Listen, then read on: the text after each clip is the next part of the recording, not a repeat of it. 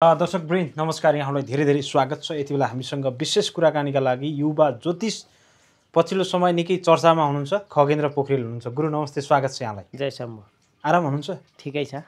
भेट हुन पनि आजकल गाह्रो पर्यो है हजुर। हामी अहिले आश्रममा जुटेका छौँ, त्यही भएर निर्माणको लागि। ए आश्रम निर्माणको लागि अगाडि बढिसक्नुभयो तपाईँ? हजुर। कुन ठाउँमा बन्दैछ? अलिकता छोटो यो स्थान मैले भनिनँ, किनकि यो स्थान बनाइसकेपछि भन्नु र भन्नु पर्यो भनेर हो क्या। मान्छे यहाँ नेपालमा जम्मै राजनीतिले सक्या अहिले भरे विवादित बनाइदिन्छन्, फेरि त्यो स्थानलाई विवादित बनाइन्छन्, जान्छन् के भन्छन्, अप्ठ्यारो छ नि त यहाँ। त्यही भएर त्यो चाहिँ गोप्य राखौँ। गोप्य राखौँ। हजुर, तपाईँले भन्नुभएको थियो केही समय अगाडि मात्रै थुप्रै भविष्यवाणी तपाईँको मिलेका छन् होइन। अब राज संस्था चाहिँ पुनः स्थापित हुन्छ भनेर भन्नुभएको थियो तपाईँले। अहिले पूर्व राजा ज्ञानेन्द्र शाहको दौडधुप चलिरहेछ, हेर्नु भएको छ तपाईँले पनि। अस्ति मात्रै एयरपोर्टमा आउँदाखेरि त्यो जनमानस हेर्नु त, त्यति बेला यहाँहरूसँग कुराकानी गर्ने एउटा अवसर पनि जुटेन क्या, किन हामीले प्रयास गरेका थियौँ। खास कसरी हेर्नु भएको छ पूर्व राजाको अहिलेको जुन क्रेजलाई यहाँले? यो राजालाई पूर्व भन्ने पत्रकार तपाईँ नै गलत हुनुहुन्छ। सर्वप्रथम पढ्नु अलिक राम्रो होइन, मैले अध्ययन गर्नु पर्यो। नेपाली विषयलाई अलिकति पढ्नु, व्याकरणलाई अलिकति पढ्नु होइन।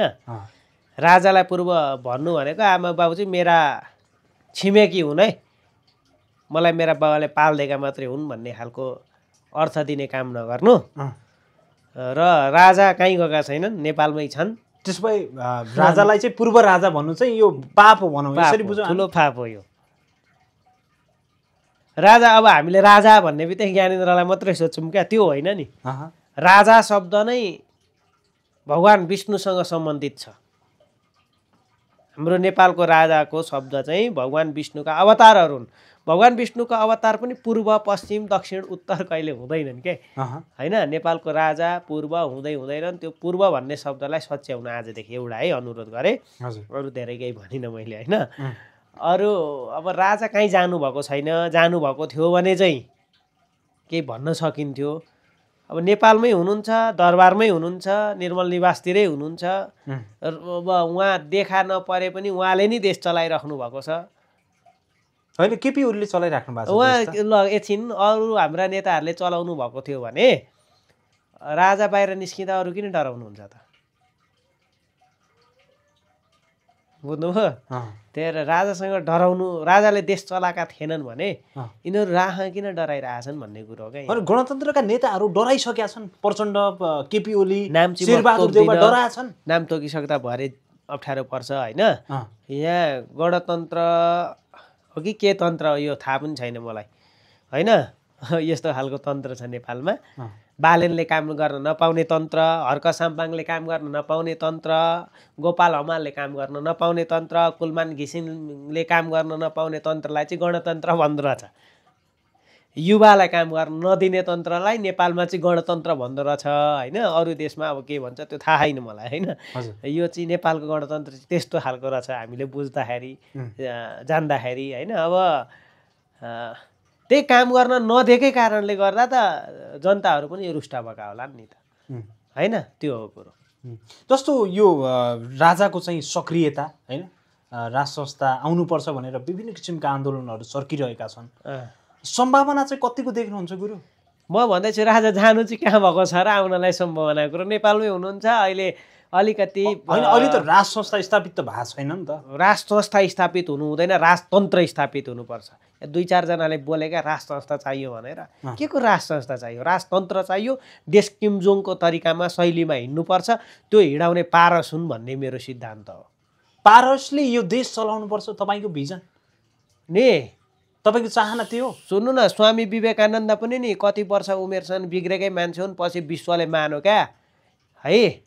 विश्वमा नबिग्रेको एउटा मात्रै मलाई नेपाली म स्वस्थ छु, मेरो छवि राम्रो छ भन्ने एउटा मात्रै मलाई मान्छे देखाइदिनु न तपाईँ। पारसलाई कुन जमानामा के भएको थियो उसलाई पनि त टेन्सन भयो नि। आफ्नो परिवार सक्यो, वंश सक्यो, डिप्रेसनमा गयो, के भयो, मान्छेको लागि तनाव भएपछि मान्छे बौलाउँदैन। बौलाएपछि मान्छेले के गर्छ? अनि पागल भयो, ए फटाइ गर यता। नो, त्यो होइन। तपाईँको घरको दाजुभाइ परिवार बाआमा बाउ मरेर तपाईँ मात्रै बाँच्नु न, कति टेन्सन हुन्छ, मान्छे बौलाउँछ, सब थोक त्यागेर हिँडिन्छ, लुगा लाउँदैन, पागल जस्तो भएर डिप्रेसनमा जान्छ। सक्यो वंश सकिँदा ऊ हाँसेर हिँड्नुपर्ने रमाएर हिँड्नुपर्ने त्यो टेन्सन भुलाउनलाई गए पोखरा घुमे कहाँ घुमे होइन केही खाए होलान् अहिले खाएको देख्नु भएको छ त्यो त छैन नेताका छोराछोरीले लुकाइ लुकाइ खाँदा तपाईँहरू खुसी हुने एउटा पारसले पहिले के गरेर हिँड्ने अहिले त्यो गल्तीहरू तपाईँहरू देखाएर गणतन्त्र जोगाउन खोज्ने काम नगर्नुहोस् यो देशलाई चाहिएको पारस हो बुझ्नुभयो त्यसो भए हामी बालेन हो यो देशलाई चाहिने पारस हो त्यसो भए हामीले हर्क साम्पाङ हो यो देशलाई चाहिने ज्ञानेन्द्र साई हो यो देशलाई चाहिने त्यसो भए हामीले पारस शाहलाई बुझ्न सकेको छैन गएर एकपल्ट भेटौँ न पहिले पारसलाई पारस को रहेछन् अनि यिनीहरूले चिन्छन् भेट्नु सेट्नु छैन मान्छेको अनुहार हेरेर यहाँ जो पनि जे पाते बोल्छन् तपाईँले यो भनिराख्दाखेरि यो भिडियोकै तल कमेन्टमा पनि हास्यात्मक हाँस्नु मलाई केही अभिव्यक्ति दिनुभयो हाँस्नु चाहिँ किन तिमीहरूका छोराछोरी बिग्रिया छैनन् तिमीहरूको घरमा बाउ आमा काका बडा बाउ 70 हुन् न दिदी बुनी सबै मारुन् न अनि तिमीहरू तनावमा जान्छौ र के खान्छौ हामीलाई थाहा हुँदैन मै हुँ भन्ने मान्छेहरू पनि घरमा विध्वंस हुँदाखेरि आफ्नो पीडा भुलाउनलाई रक्सी खान्छ गाँजा खान्छ भाङ खान्छ धतुरो खान्छ उस्तै परे आफै सुसाइड गरिदिन्छ झन्न पारसले त सुसाइड गरेनन् अलिकति रक्सी खाए हिँडे हो अल्ला गरे त्यो टेन्सन उसको मति त्यो सब मरिसकेपछि उसको दिमाग अर्कैतिर गएको थियो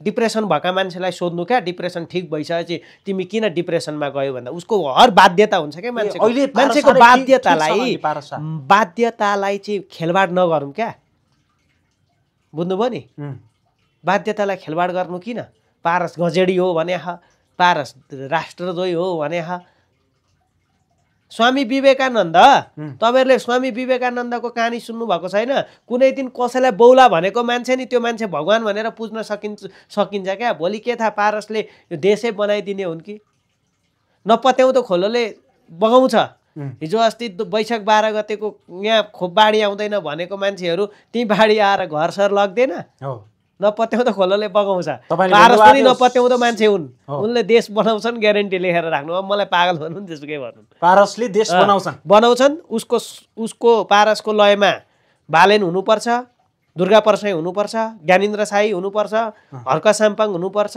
रवि लामी छाने हुनुपर्छ हैन यस्ता देशले चाहिएका खोजेका मान्छेहरू पारसको साथमा हुनुपर्छ देश आफै बन्छ जो मान्छे देशको माया के रे पारस शाह चाहिँ अराजक व्यक्ति छन् उनले थर्काउँछन् पुलिसलाई पनि जाइ लाग्छन् उनी पुलिसलाई पनि पिट्छन् भन्ने छ नि त यो देश यस्तो हो फटाइ जल्ले गर्छ नि म भन्दैछु त तपाईलाई मान्छे डिप्रेसनमा गइसकेपछि मान्छे तनावमा गइसकेपछि मान्छे आफ्नो जन्म दिने आमा मर्दा त कति 1 वर्षसम्म उ तनावमा हुन्छ 1-2 वर्षैसम्म तनाव हुन्छ आमा बाउले छोराछोरी 20-21 वर्षको छोराछोरी गुमाउँदा कति पीडा हुन्छ उसको त सारा साथीसँग ती परिवार सबै आँखा अगाडि च्यान भयो दोष जति उलाई हान्दे सबै उलाई लगाइदिए बेहाल बनाइदिएपछि मान्छे डिप्रेसनमा जान्छ क्या बिचारा मान्छे तनावमा पो हुन्छ हैन डिप्रेसनमा भएको व्यक्तिलाई यो देशको जिम्मा दिँदाखेरि ठुलो दुर्घटना हुँदैन गुरु सधैँभरि डिप्रेसनमा छन् त अहिले पनि बौलाएर हिँडेका छन् त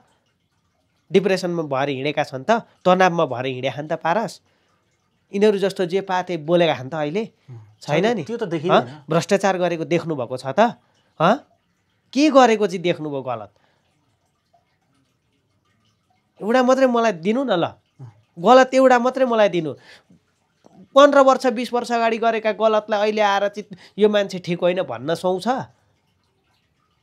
अनि त युवती मान्छे त सुध्रिने मानव के हो चेतनशील प्राणी होइन तपाईँ चाहिँ कुनै दिन तपाईँ पनि यहाँ हेर्नु यो युवतीसँग उ गरे के अरे युवतीलाई लिएर होटल नजाने युवक को छ मलाई एउटा देखाइदिनु लुकीछिपी सब गएका छन् उतै ठुलो कुरो गर्ने तपाईँ कुन चाहिँ शुद्ध छन् हौ यहाँ नेपालमा 80% मान्छे को चाहिँ शुद्ध छ ल मलाई देखाउनु न ठुलो कुरो गर्ने त्यसमा अहिले भित्री सबै बिग्रेका छन् पारसलाई देखाएर फोटो देखाएर एउटा भिडियो देखाएर पारस यस्तो उस्तो भन्ने खान हामीलाई खान कुन नेताको छोरो कति बिग्रेको छ भन्ने फेरि पारसलाई पनि राज परिवारकै अन्त्य गर्यो भनेर त्यो किसिमको आरोप पनि छ प्रमाण हुनु पर्यो नि त पहिले बिना प्रमाण बोल्ने वायात नेपालीहरू भएकै यहाँ मैले पारस राज परिवारको मात्र होइन म बालेनको पनि सपोर्ट गर्ने मान्छे हो हर्क साम्पाङको पनि सपोर्ट गर्ने मान्छे हो रवि लामी छाने पनि सपोर्ट गर्ने मान्छे हो दुर्गा प्रसाद पनि सपोर्ट गर्ने मान्छे हो म ज्ञानेन्द्र साईको पनि सपोर्ट गर्ने मान्छे हो म पारसको मात्रै सपोर्ट गरेर बोलिराखेको छुइनँ मान्छेलाई तनाव भएपछि मान्छे बिग्रिन्छ यार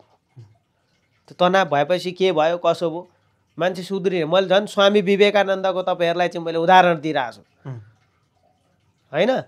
मान्छेहरूको फोटो देखाएर आजभन्दा 15 वर्ष अगाडि उसले गरेका केही कामहरू गलत कामहरूलाई अहिले भिडियो बनाएर देखाएर मान्छे सधैँ बिग्रिराख्ने थियो भने ऊ चेतनशील प्राणी नै हुने थिएन नि। ऊ चेतना भएको कारणले गर्दा त मान्छे चेतनशील प्राणी भएको हो। अनि वाहियात कुरा गरेर त्यो भ्रमको खेती नगरून् क्या कसैले पनि। या राजतन्त्र आओस् नआओस् मलाई त्यो भएन। यो देश बच्नु पर्यो, विकास हुनु पर्यो, हाम्रो धर्म संस्कृति मठ मन्दिर बच्नु पर्यो होइन। देशका जनता गरिब हुनु भएन, सबै धनी हुनु पर्यो।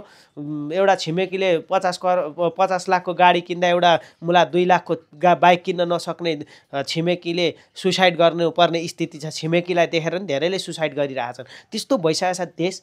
बिचारा एउटा व्यापार गर्न खोज्छ, अर्को व्यापार गर्न खोज्छ, सबै बेहाल भइरहेको छ। यता डिप्रेसन उता डिप्रेसन। एउटा छोरोले आमालाई छोडेर विदेश गएको छ, अर्को गएको छ, रुवाबासी चलेको छ होइन। यस्तो देश यो त वृद्ध आश्रम जस्तो भइसक्यो यो देश। बनाउने चाहिँ कसले? यही देखेर पूर्व राजाको त्यो सम्बोधन आएको हो। यही देखेर त आयो त, नभए किन आउँथ्यो त? आउने नि थिएन। उनले पनि छोडिदिएको, लु तिमीहरू देश चला, मैले भन्दा राम्रो चलाउने रहेछौ, विकास गर्ने रहेछौ, सबै जनतालाई सुख दिने रहेछौ भनेर 20 वर्ष भयो त छोडेको। 20 वर्षमा के भयो? केही भएन नि त। नेपालका आधीसरो जनता सबै विदेश गए। विदेशबाट फर्किन मन गर्दैनन्। देशको बेहाल छ, सब डिप्रेसनमा गएका छन्। अवस्था हेर्नु न। अनि तनावमा सबै। अनि यहाँ मै तनावमा छु, अनि तपाईँ तनावमा हुनुहुन्छ। को चाहिँ तनावमा छैन नेपाली? एउटा मात्रै मलाई तनाव नभएको नेपाली देखाइदिनु न यहाँ। तपाईँ देखाउन सक्नुहुन्छ? यो तनाव कहाँबाट सिर्जना भयो? यही हाम्रो देशका नेताहरूबाट तनाव सिर्जना भएको होइन। डिप्रेसन कहाँबाट सुरु भयो? यही देशको अर्थतन्त्र बिग्रेर मान्छे डिप्रेसनमा गएका होइनन्। दुर्गा परसाईलाई पनि उहाँ कसले चाहिँ यो डिप्रेसनमा गयो भन्दै थियो, पागल भयो, जे पनि बोल्छ भन्दै थियो होइन। होइन रहेछ, होइन रहेछ। ऊ चिन्ता बढेको रहेछ। दुर्गा परसाई डिप्रेसनमा गएको छैन। जनताको चिन्ता बढेर त्यो हुन्छ नि, त्यो चिन्तित डिप्रेसन हो। त्यो चाहिँ जनताको चिन्ता बढ्यो बिचरालाई। म मात्रै कति धनी हुने, जनता पनि धनी हुन्न भनेर उसलाई त्यो प्रकारको चिन्ता बढेर ऊ अहिले बौलाका छन्। हेर्नु, देश धनी बनाऊ, देशका हर जनतालाई धनी बनाऊ भनेर ऊ बौलाका हुन्। अब उसलाई बुझ्ने नबुझ्ने चाहिँ म केपी ओलीलाई पनि गलत भन्दिनँ, म प्रचण्डलाई पनि गलत भन्दिनँ, हाम्रो शेरबहादुर देवालाई पनि गलत भन्दिनँ, म यहाँ नेताहरूलाई पनि गलत भन्दिनँ। यहाँ जनतै गलत हुन्। हेर्नु, जनता गलत हुन् होइन। कसरी जनता गलत भइदिए भने आफै तनावमा छन्। जसले तनाव दिइरहेछ उसलाई नै झन् तनाव दिने गरी भोट हालेर जिताएका छन् होइन। अनि जनता तनावमा नभएर के हुन्छ नि त? हो, यो भएको देश, अरू केही भएको होइन। हजुर, अब 15 गते चाहिँ ठुलो आन्दोलन हुनेछ। जाम, आन्दोलनमा जाउँ सबैजना, पत्रकार पनि सबै जाने, सबै देश बचाउने जति। यहाँ त यस्तो किता बाँडफाँड हुँदैछ। नेपालको झन्डा चाहिनेहरू जति, नेपाल चाहिनेहरू जति एउटा कितामा छन्। पार्टीको झन्डा र पार्टीको बोतल चाहिनेहरू अर्को किताबमा हुँदैछन्। लडाइँ होला जस्तो छ। म चाहिँ अलिकति 15 गते बिरामी छु, म चाहिँ जान सक्दिनँ होइन। अब म बिरामी छु। गणतन्त्रवादीहरूले चाहिँ असफल पार्दैछन् भन्ने कुरा आइरहेछ है। यो इन्द्रेखा चन्द्रिया पनि असफल होला जस्तो मलाई चाहिँ अब लाग्दैन। किन भन्नु न, रवि लामी छाने नि अब राजावादी भइसके। रवि लामी राजावादी के? अब हेर्नु न, गणतन्त्रमा उसले कामै गर्न पाउँदैनन् भने अब राजतन्त्रतिर छिर्नु परेन। बालेन राजावादी भइसके।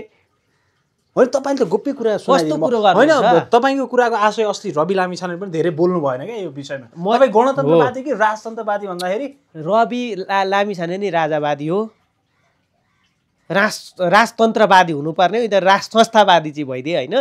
बालेन पनि त्यही हो, हर्क साम्पाङ पनि त्यही हो, गोपाल हमाल पनि त्यही हो। किन हो भने अब यिनीहरूलाई गणतन्त्रले कामै गर्न दिँदैन। बिचारा अल्झेको अल्झै छन्। बालेन साँच्चै राजतन्त्रको बेलामा यहाँ काठमाडौँको मेयर भएको थियो होइन नि, यतिखेर हाम्रो काठमाडौँमा मेट्रोमा हुन्थ्यौँ। तपाईँ अहिले मलाई इन्टरभ्यू लिन आउनुहुन्छ नि, तपाईँको त्यो बुलेट किन्नलाई पैसा खर्च गर्नु 4-5 लाख, त्यो पनि किन्नु पर्यो। तपाईँ मेट्रोमा आउनुहुन्थ्यो, सर काम गर्न त पाउँथ्यो। बाफ्रे बा, त्यस्तो बनिसक्थ्यो यो देश राजतन्त्र भएको भए। राजा महेन्द्रको सिद्धान्तमा जान्थ्यो क्या यो देश। पाएन क्या, गर्नै कसैले पाएन नि। पाएन, नपाएर त मलाई पनि चिन्ता भएको त। मलाई नि कुनै दिन केपी ओली बडो मनपर्ने मान्छे थियो। हेर्नु यो मान्छेले घर घरमा ग्यास, घर घरमा सबै व्यवस्था। फेरि गाली आउला नि त तपाईँले। फेरि केपी ओली मन पर्थ्यो कुनै दिन, अहिले पर्दैन। कुनै दिन तपाईँहरूले कुनै दिन पारस मन नपराए जस्तै, सुन्नु न, तपाईँहरूले कुनै दिन पारस मन नपराए जस्तै कुनै दिन मलाई केपी ओली मन पर्थ्यो।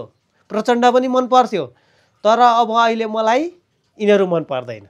किन मन पर्दैन भने बालन जस्तो मान्छेले काम गर्न पाएनन्, रवि जस्तो मान्छेले काम गर्न पाएनन्, हर्क साम्पाङ जस्तो मान्छेले काम गर्न, गोपाल हमाल जस्ता मान्छेले काम गर्न पाएनन् नि त, ज्ञानेन्द्र साई जस्ता मान्छेले काम गर्न पाएनन्। काम गर्न नपाइसकेपछि मान्छे बौलाउँछ नि त। झन्न बालन डिप्रेसनमा गएका छैनन् बिचरा, यिनलाई पनि पारिसक्यो डिप्रेसनमा। काम गर्न नदिएपछि के हुन्छ? मेरो उद्देश्यमा पाएको काठमाडौँ महानगरपालिकामा कर्मचारीले तलब नपाएको कति महिना भयो? हो ल 3 महिना भयो। तपाईँको पत्रकार तपाईँलाई थाहा होला, म त खोज्दिनँ यस्तो कुरो के कसो कहाँ हुँदैछ होइन। उनीहरूले कर्मचारीले तलब नपाएपछि कर्मचारी भोलि देश छोडेर कहाँ जान्छ? अब विदेश जान्छ नि। अब त्यो विदेश जान रोक्ने काम त कसको हो? हाम्रा नेताहरूको, सरकारको होइन। अब त्यो बालनले रोकिदिइराखेका थिए, राम्रै काम दिइरहेको थिए। बालनले यति हो आँखा नहुने अन्धाहरूलाई पनि काम दिइरहेको थिए, हात नहुनेलाई पनि रोजगार दिइरहेको थियो। बढार्नेहरूको स्थिति कस्तो दामी थियो भिआइपी। अहिले त यहाँ सडक बढार्ने हो कि होइन जस्तो हुन्छ, ठ्याक कति राम्रा भएर बढारिरहेको हुन्छ नि त। तिनीहरूले पनि हेर्नु त 3 महिना भइसक्यो, डिग्री सकेका पिएचडी सकेकाहरू पो सडकमा काम गर्दैछन् कि भन्ने बनाइरहेको थियो बालनले।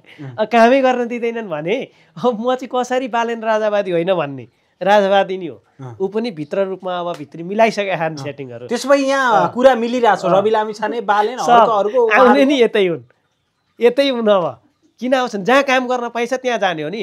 तपाईँ जहाँ पैसा कमाउँछ त्यहाँ आउने होइन। तपाईँले मेरो भिडियो किन लिँदै हुनुहुन्छ भने तपाईँको युट्युबमा हेरेर मान्छेले अलिअलि हेरिदिएर पैसा कमाउनुहुन्छ र आउँदै हुनुहुन्छ मलाई खोजेर। तपाईँ किन यो अनुहार हेर्न चाहन्छन्, हेर्न चाहन्छन्, यो अनुहार बिकेको छ, यो अनुहार बिकेको छ र मान्छेले हेरिदिन्छन्, तपाईँलाई पनि अलिकति पैसा आउँछ, तपाईँ यहाँ आउनुभएको छ। हो नि, हो त्यस्तै हो सेम। अब यसरी बुझ्नु। तपाईँले पनि त समाजसेवा पनि गरिराख्नु भएको छ। गर्ने हो, नगर्ने होइन। हामी पत्रकारिता पनि एक किसिमको समाजसेवा हो। म त्यही भन्दैछु त। तपाईँ हुनुहुन्थ्यो भने म हुने थिइनँ, म हुने थिइनँ भने तपाईँको यहाँ हामीलाई हेर्ने थिएनन्, कसैले कुरै सुनिदिने थिएनन्। तपाईँ हुनुहुन्छ, म छु, मेरो अभियान यही हो। कोही झगडा नगरौँ। प्रचण्डजी गल्ती भयो तपाईँहरूबाट नि, केपी ओलीजी